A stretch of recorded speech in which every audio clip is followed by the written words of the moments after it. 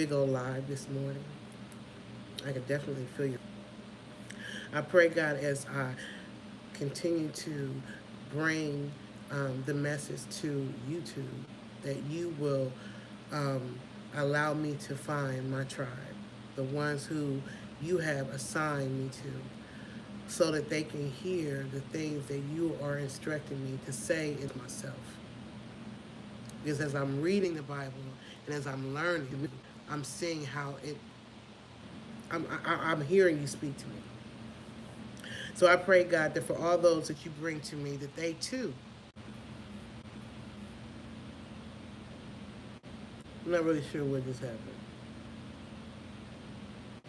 I'm not really sure where this happened. Anyway, um, it was a really, really. So I thought I was only going to be reading 1 Samuel chapter 10. But when I was going through the motion and listening to the music and stuff, God led me to read Isaiah 61, verse 1. And what I got from it is that God is speaking to his people about forgiveness. And he's letting you know in Isaiah 61, verse 1, that a lot of us are in a prison of our own making because we have not yet learned to forgive. You got to forgive. And when you forgive, there are blessings that are promised to you for being obedient to that. Like when you read Isaiah 61, verse 1, and you read the whole chapter, it's like he's saying to you, listen, I am bringing my prophets and my people to come to you to open up the prison and to give you the key. Give the information that you need to get yourself out of that state of unforgiveness, out of that state of sadness, out of that state of depression.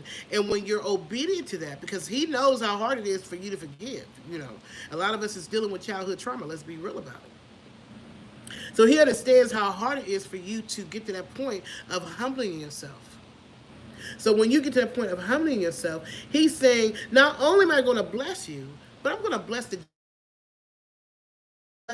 your seed. I'm going to bless you. So that's really what it really blew my mind when he led me to Isaiah 61 verse 1, because I never really went past Isaiah 61, probably verse 3. But I read the whole chapter.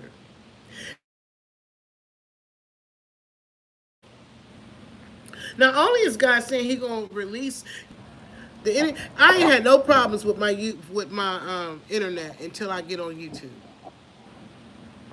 But the devil is a liar. And no weapon formed against me shall prosper.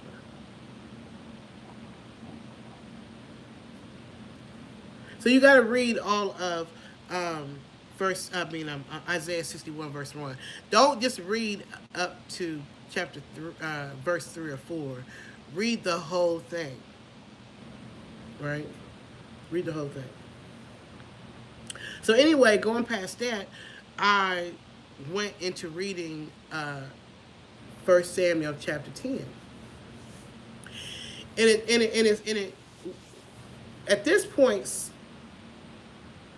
Samuel begins to prophesy to Saul. And he's telling Saul, listen, you have been chosen. God chose you. And these are the things that you're going to know that what I'm saying to you is real. You're going to go on your way back home. And when you get there, you're going to meet some men. And they're going to tell you that the donkey was found. And you're going to go a little further. And some people going to come with some gifts. And like he was telling him different things that was about to happen once he left his presence. So he would know that the information that Samuel was giving Saul was coming from the Lord.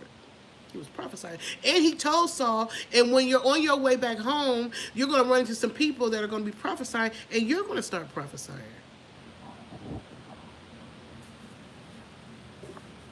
It was probably a lot for Saul to take in, being that he didn't feel like he was qualified. Saul didn't feel like he was qualified. Like, you do know who my daddy is, right? And my mama and them. Right? You do know I come from the lower side down there by the bottom. Where we deal with the sheeps and the donkeys and stuff. Like, you do know who you're talking to right now, right? I just want to make sure you understand you're choosing the right one, because I don't want you to, you do know who I am. And Samuel like, no, do you know who you are? You have been chosen. So when when Saul goes back, those things that Samuel said was going to happen, happen.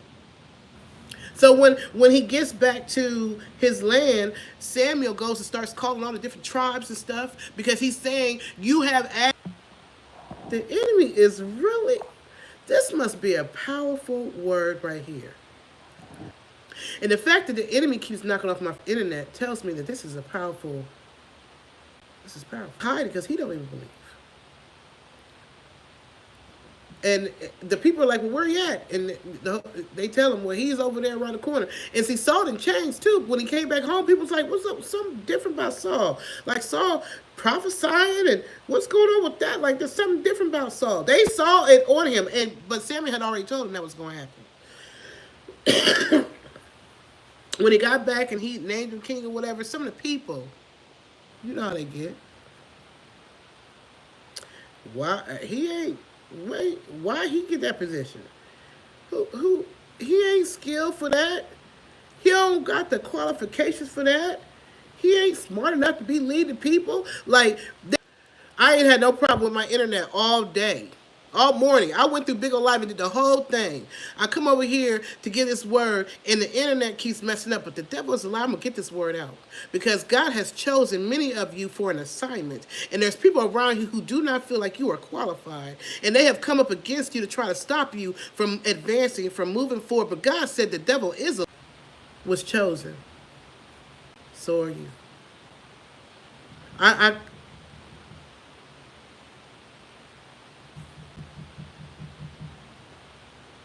Drama, the enemy distractions.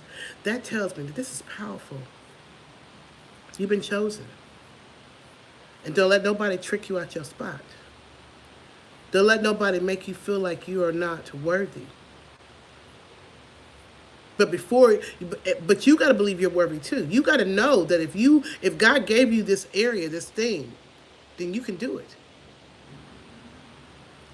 I went through that. Like the nurses that I work with were jealous of me because I was making more than everybody else and they didn't feel like I was qualified. I had the time in, but in that area I was rusty, but God still gave me that position and they were jealous and they went in on me to try to knock me out my spot. And I didn't understand what was going on. You know what I'm saying? I don't care who told you ain't qualified. If God put you there, you're qualified. So you got to, God don't make no mistakes. But let me get off of here because the enemy is really trying to stop this whole live.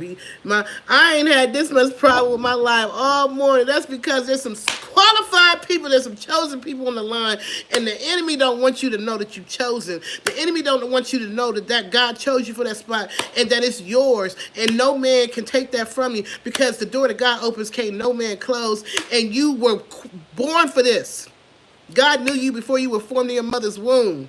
That means that before the heavens and the earth started, you came to an agreement with God, your spirit man, and you chose what was going on, and you chose this journey, and God has given you an assignment, and nothing can stop that. This is powerful because you're chosen. And when you're chosen, everybody ain't going to agree. Everybody don't think you deserve that spot. She ain't as cute as me. Why she got that? He ain't as smart as me. Why he got that? He don't got that many skills. I was in school longer than him. I got more than him. My family comes from a better place than him. Well, how did you get that spot? Because favor ain't fair, baby. If God said that's where you're going to be, that's where you're going to be. If God said this is what I have for you, then this is what he got for you. And the devil can't stop that. He could try distractions. He can bring in the haters. And everybody can try to come against you and all that kind of jazz. But in the end, he said, no weapon formed against you shall prosper. And the door that he opens can't no man close. And all things work together for the good of those who love the Lord, who are called according to his will. So either it's all the truth, and the word is the truth, and God is the truth, or it's a lie. It's one or the other. So what you going to believe? Are you going to believe what those people said when they said that you ain't qualified? Or are you going to believe God who said that you're qualified? You're qualified. So go get what God said is yours. What you hiding from? Don't be hiding like Saul. Go out there and stand with your head high. I don't care how many people said why you got that spot. How come you got that? Because you don't even got that many followers, and what that mean? I'm still chosen. And what I'm supposed to have, I'm going to have. Keep that. And keep your eyes on God. Everything else going to fall in place. Peace and love to you.